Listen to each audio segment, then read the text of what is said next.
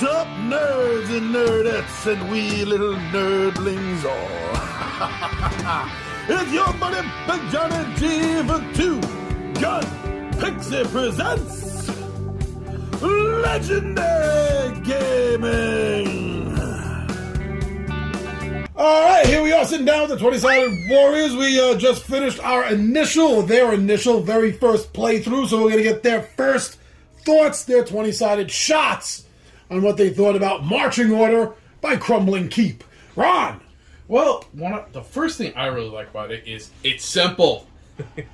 The rules are simple. You don't have like 100 other dice that you have to roll, or you have all these, several textbooks. No, it's simple. John put the whole blurb on essentially an index card, and that was it. That was great. Compared to all the RPGs you've played over the year, how did it feel compared to RPGs?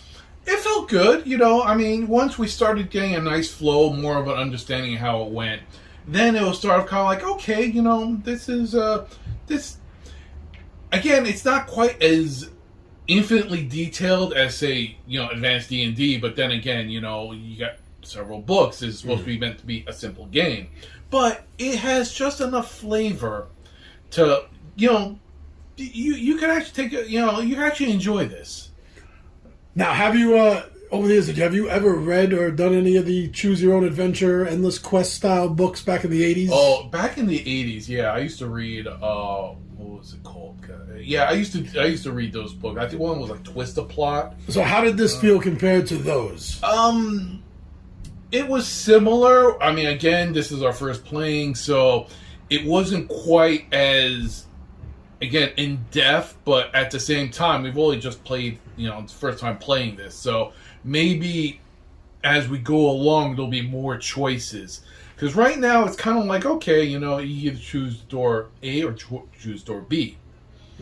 Not too many choices, but still, it kind of throws it in your, you have to make your decision on whether or not to, do I want to just bowl through the tripwires and see what's on the other side? Or do I want to hold off and maybe, get like a lock-picking kit to, safely, go through the traps? First-hand experience there, huh? All right, Andrew, what was your take on the game? To Ron's point, it's very simple, just like off the cuff. Like it's a game that you can just kind of pick up and just roll with, especially if you have a group of people. That was unintentional.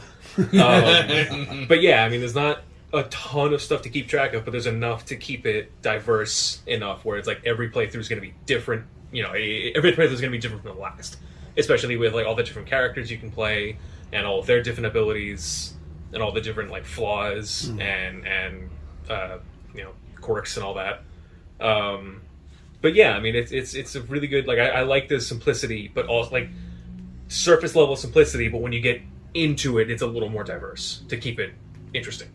Now, did you feel that the way the game was presented, a little bit more adult, was more of an appeal to you? I think so, yeah, because it's funny to just kind of like, because it sounds like stuff that you would hear just like during a normal gaming session, like the stuff like axe big or shit faced condition. Like it's real. Like it's something you would hear just in general, I think. All right, so right. Yeah, just to recap everything that they said, I agree with 100% with everything. It's surface level enough where it's simple to dive into, but the variety that it offers is great, with all the different little quirks and different paths that you can take. And yeah, halfway through playing it, I thought exactly the same thing. I'm like, this sounds exactly like what we would do if we brought D&D on the table, just kind of joking around and doing everything. So I thought that was a nice touch, because usually some of the other more fantasy RPG style games take the more serious approach, but we try to have some fun with it. But this right out of the gate was, we're just going to be goofy with it, so here you go. Probably because they took this game, they played their fantasy or their role-playing game sessions and went, let's just make it fun out of the start. I thought everything was very simple to understand. Everything was very straightforward. There wasn't anything bogging down the game. The addition of just like one cheat card or like reference page would be would probably put this on a whole other level. Like, I love this game already, but they would just add that one little bump of just making it even that much more simple to understand and much more just easy to dive into. Because I could totally see this being something that maybe not a complete newbie to the more in-depth games, but someone who's like just on the cusp, just starting in with something I'm kind of a little bit more in depth. This would be a great thing to introduce them to, since it is structured out already. There's not a lot of wiggle room. You don't have to come up with stuff off the top of your head. It's, do you want to do this or this, and you have to make that decision. But it's still within your grasp of, I'm still interacting with this world. So you're still part of that decision making, but it's not. You don't have to go completely off the cuff. So it's a nice, like, I wouldn't call it a gateway, but it's like whatever gateway, the next level up is from gateway. It's like the second level. Not quite novice. Yeah, not quite novice, but just like right there. It's like you're starting with something a little simpler, a little more complex, and then you jump to this. You've had some experience, but you don't want to like do the whole complex thing about like, you know, sitting down for hours. Characters. Yeah, this is great. It's just something that you just want to kind of like jump into. Yeah, everything's basically generated for you as far as characters go. There's a couple of minor things you pick from the start, and there's enough randomness to it to make it feel different if you were to play it with the different groups. Right, like you said, not quite an entry level, but kind of like a step or two. Like a step up, a step or two up. Like you've played a few games, and then you just want to kind of like, all right, you know, I feel like I do really feel like playing this, but I don't want to deal with all the back, you know, all the work to make up characters and stuff like that. You just want to jump right into it. Yeah, generated adventures, generated characters, it's all good. So 2 more questions. This goes out to all of you. Answer how you want to in whatever order. What stood out to you about the game? There's so much that were. I think I just like the planned pace, but it's like planned but flexible. Is I don't know if there's a word for that kind of encompasses that whole thing. Where it's you have this path set in front of you. And just the whole choose your own adventure style, where it's sort of a pre-generated path, but it all sort of branches out from where you go. Well, not only that, but also literally the name of it, marching order. Yeah. Is that you have to kind of think of who's first, who's second. It's not like in like some of these role-playing games where you kind of have like this wide, you know, quote, you know, you have plenty of room. Yeah. You're kind of walking into like a tight hallway where, okay, only one person can go at a time, and then you have to kind of think of who's going first, who's going to be behind them, and then the people behind that first person, there's always that chance that something could go awry and could hit that first person. That's something that stood out to me. It was kind of like, oh yeah, you do gotta you know, like once again, John had a character who was about to throw like a firebomb. And I just kept thinking, I'm going to go up in flames. I'm going to go up in flames. I'm the first one. Something's going to happen. Or one character had a musket. I'm kind of like, I'm going to get shot in the back. I'm going to get shot. That's it. I'm number one. If someone's going to aim, boom, I'm dead.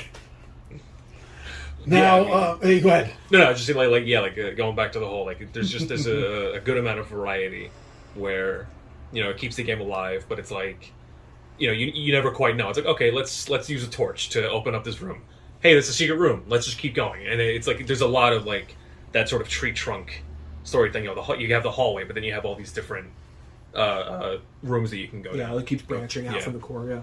So now, overall, last 2 thoughts I have is 1, did you enjoy the game enough that you would want to play it again? And 2, is this something you would suggest to somebody asking if you knew any good new games to try?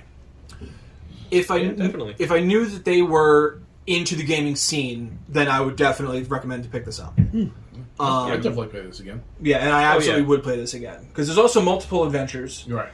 You can do this. You can still continue on with the one the same one multiple times to get. Right, the more fact that you can fact that you can actually leave the dungeon, and come back, and kind of go get supplies and then come back. Yeah.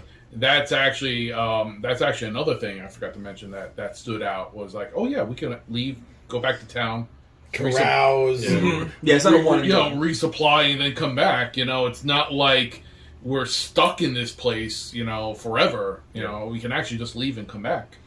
Yeah. It's kind of like a lot of.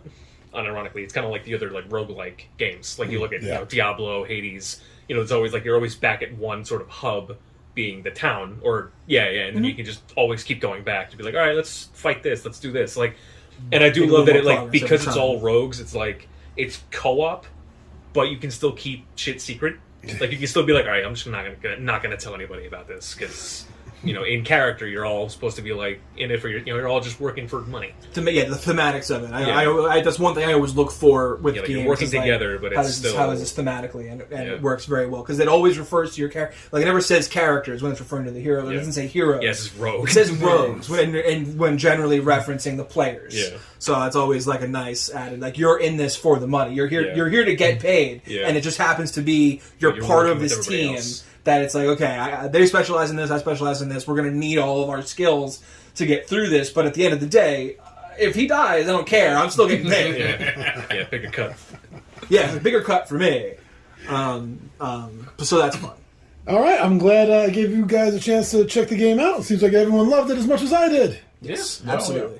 Excellent. I'm in for more. Thank you very much, everyone. Those are the first impression thoughts of the 20-Sided Warriors. I'm your buddy Big Giant G, and these are the Warriors themselves, and we are